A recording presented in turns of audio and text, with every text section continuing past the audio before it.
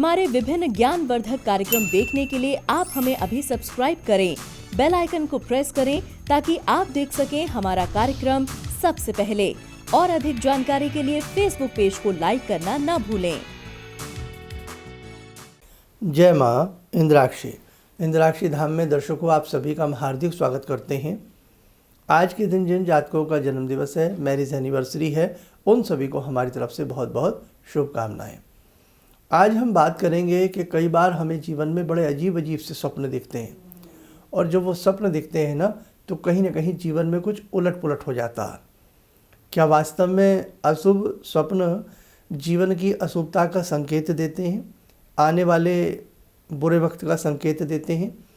ऐसी ही कुछ चर्चा आज के इस खास कार्यक्रम में हम आपसे के संग करेंगे।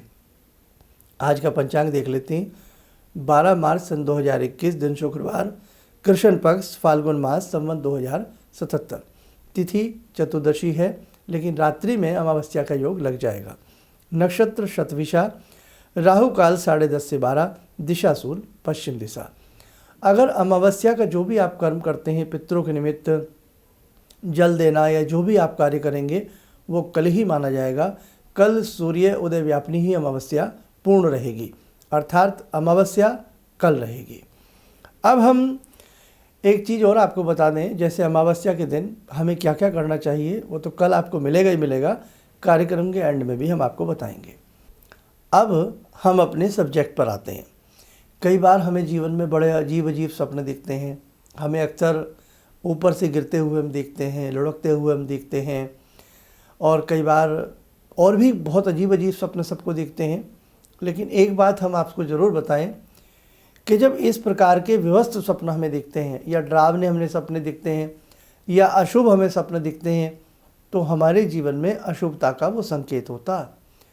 अब ये कैसे पहचाने कि ये सपना अशुभ है, उसमें से कुछ चीज़ें मैं आपको बता रहा हूँ। जैसे बार बार अपने आप को ऊंचाई से नीचे गिरते देखना, बार बार अपना रक्त बहता देखना, बार बार किसी व्यक्ति से कोई मिठाई लेकर के खाता देखना, बार बार स्वप्न में गधा दिखना, बार बार स्वप्न में काला भैंसा दिखना, भैंसों का झुंड दिखना, है ना, बार बार शत्रु हमें निराश करे, हमारे ऊपर हाथ उठाता दिखे, तो ये भी अच्छा नहीं होता। अनेकों ऐसे स्वप्न हैं जो अपने आप में आने वाले कल के लिए संकेत छिपाए रहते हैं।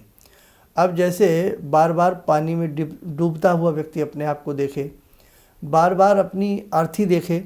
अब ऐसा भी बहुत लोगों के साथ होता है। हालांकि किसी दूसरे व्यक्ति को मृत प्राय देखना उसकी आयु बढ़ने का संकेत होता है, या कोई वो बीमारी उसको चल रही है तो सही होने का संकेत होता है। लेकिन बार बार अपनी ही अर्थी दिखना, बार बार दवाई खाते दिखना, बार बार अस्पताल जाते दिखना, बार बार ऊपर से गिरना, बार बार पानी में डूबना, बार बार शत्रु के प्रहार का कारण बनना, यदि ऐसी स्थितियां किसी के सामने आती हैं तो वो शुभ नहीं होती हैं। आने वाले समय में कुछ न कुछ संकेत गड़बड़ हैं।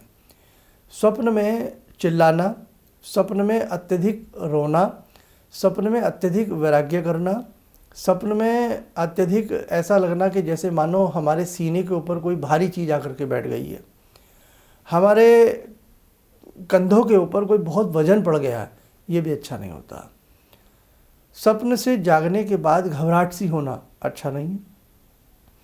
नींद में सोते सोते ऐसा दिखना कि मानो शरीर में जान नहीं है, निष्प्राय हम हो गए हैं। हमें कोई व्यक्ति डरा रहा है, हमारे सीने पर कोई चीज़ बैठ जाती है या कुछ ऐसा लगता है और हम बोलने का प्रयास कर रहे हैं, अपने आप को बचाने का प्रयास कर रहे हैं, लेकिन हम बच नहीं पा रहे हैं, हमारी आवाज़ भी नहीं निकल रही है, आंखें भी ढंग से नहीं खुल रही हैं। यदि अक्सर ऐसा होता है तो ये सब बातें ठीक नहीं है। ये तो और भी बहुत सारे कारण हैं, लेकिन आज इतना ही आप जानें। अब देखो, हमें इन सब चीज़ों में यदि ऐसा लगता है और या कोई आपका कोई ऐसा विशेष स्वप्न है जो आपको अक्सर दिख जाता है और उसके बाद कुछ अशुभ घटनाएं घर में होती हैं, तो हमें क्या करना चाहिए? ऐसी अवस्था में हमें दुर्गा कवच अगले दिन उठते ही पढ़ना चाहिए, मतलब नहा धो करके हमें बजरंग बाण, शाम के समय बजरंग बाण पढ़ना चाहिए। सुबह हमें दुर्गा कवच और इंद्राक्षी स्तोत्र हमें ज़रूर पढ़ लेना चाहिए। दिन में चलते फिरते उठते बैठते जो भी आपका इष्ट मंत्र है या गुरु मंत्र है उसका जप करते रहना चाहिए। या ये तो करना ही चाहिए, बहुत अच्छा है, अपने सिराने जल भर के रखें और जब जल भर के रखें तो सुबह उठते ही माधव माधव बोलें और माधव माधव बोलते हुए वो जल किसी कटीले पौधे में डाल देना चाहिए ताकि सपने का जो मर्म है वो कट जाए। ख़राब स्वप्न अक्सर सबको बता देने चाहिए, बताने से भी, जिक्र करने से भी स्वप्न की वैल्यू घट जाती है। और अच्छे स्वप्न हमेशा जो आपको अच्छे लगे, भगवान दिख रहे हैं, कुछ और अच्छा हो रहा है, बड़े ही अपने हितैषी और शुभ चिंतकों के साथ उन्हें बताएं। बहुत ज़्यादा को नहीं, बहुत कम से कम बताएं। अगर बताने का मन है तो बहुत ही शुभ चिंतक के साथ उन सपनों को प्रकट करना चाहिए। खराब स्वप्न है खूब बताइए, जो नहीं भी सुनने को तैयार हो उसे भी सुनाइए, कोई दिक्कत नहीं होती। शुभ स्वप्न अच्छे होते हैं और अशुभ स्वप्न बता देने से उनका फल निष्प्राय होने लगता है। तो मैंने कहा जैसे दुर्गा कवच की बात कही, तो दुर्गा कवच जरूर पढ़ लेना चाहिए, इष्ट मंत्र, गुरु मंत्र जरूर पढ़ लेना चाहिए और भगवान से उस दिन के पूजा में ये मांगना चाहिए कि हे प्रभु, रात कुछ अजीबोगरीब संकेत मुझे दिखे हैं, हे प्रभु, हे दाती, आपकी कृपा से सब कुछ ठीक ठाक रहे, कुछ भी जीवन में अशुभता ना हो। बस मतलब भगवान से अपने दिल की बात, अपनी प्रेयर हमें जरूर कर लेनी चाहिए। बस आज का मेरा यही आपके साथ सब्जेक्ट था और बहुत अच्छी बात है, आप बहुत लंबी बड़ी संख्या में हमारे साथ जुड़ते जा रहे हैं। आपके हाथ की रेखाएं भी बताती हैं कि आपको ये स्वप्न क्यों आते हैं या और बहुत सारे आपके जीवन में परेशानियां, दिक्कतें क्यों चल रही हैं। आपकी जन्म पत्रिका भी ये समझा देती है कि आपके जीवन में जो मुसीबतें हैं ये क्यों आ रही हैं। इसीलिए हम कहते हैं जब कोई रास्ता ना मिले या तो बहुत अच्छे से अपने आराध्य की भक्ति में लीन हो जाएं या किसी उचित ब्राह्मण से अपनी जन्म पत्रिका या हाथ की रेखाएं दिखा लेनी चाहिए। आइए मेरे साधकों, समय हो चला आज की ध्यानमाला का। आज की ध्यानमाला में जुड़ते हैं भगवती दुर्गा से। ॐ सिन्दूरारुणविग्रहां त्रिनयनां माणिक्यमूलस्फुरात् स्तारानायकशेखरं स्मितमुखी भापेन वक्षोरुवां पाणिभ्यामलपूर्णरत्नचषकां रत्नोत्परां बिभ्रति सौम्यां रत्नगटस्थरक्तचरणां ध्यायेत्पराम् अम्बिकां खड्गं चक्रगदेषु चापपरिगान् शूलम्बुशोण्डिं शिरा शङ्खं समदधतीं करे स्त्रीनयनां सर्वाङ्गभूषावृतां नीलासमद्युतिमास्य पाददशकां सेवे महाकालिकां यामास्तो स्वपितैहरो कमलजो हन्तुं मधुं कैटवं विद्युद्दामसमप्रभां मृगपते स्कन्दस्थितां भीषणां कन्या विहकरवालखेटविलसा धस्ताविरासेवितां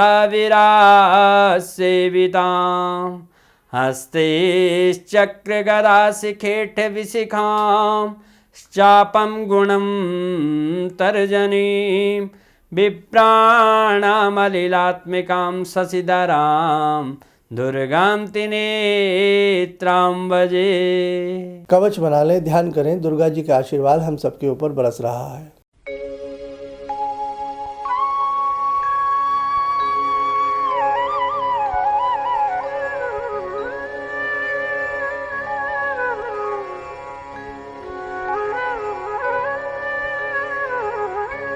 ओम बोलते हुए नेत्र खोलें, सामान्य हो जाएं। आपकी भी जीवन में अनेकों प्रकार की जिज्ञासाएं रहती हैं। आप हमें कमेंट्स करते हैं, जितना हमसे होता है, हमारे स्टाफ से होता है, आप सबकी बातों का हम जवाब देने का प्रयास करते हैं और दीक्षा का अब तक कार्य चल ही रहा है। अब तक आपके पत्र हमें प्राप्त हो रहे हैं, यानी कि जवाबी लिफाफे आपके प्राप्त हो रहे हैं।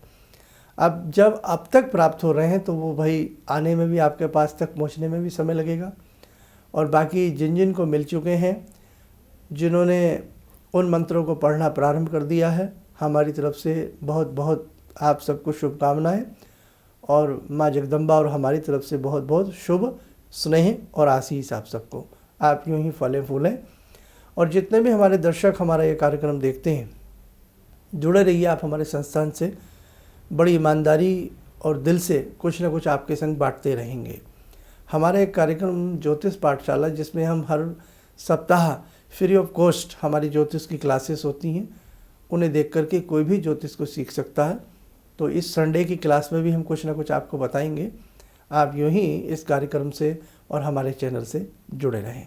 इन्हीं शब्दों के साथ हम अपनी वाणी को विराम देते हैं। जय माँ इंद्राक्षी।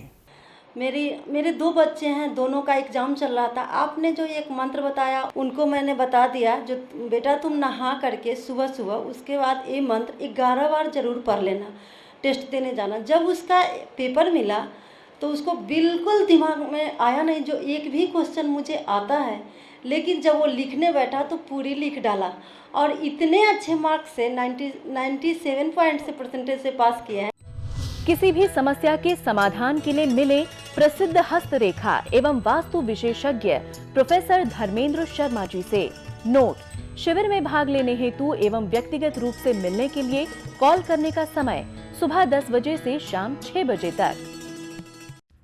हमारे विभिन्न ज्ञानवर्धक कार्यक्रम देखने के लिए आप हमें अभी सब्सक्राइब करें, बेल आइकन को प्रेस करें ताकि आप देख सकें हमारा कार्यक्रम सबसे पहले। और अधिक जानकारी के लिए फेसबुक पेज को लाइक करना न भूलें।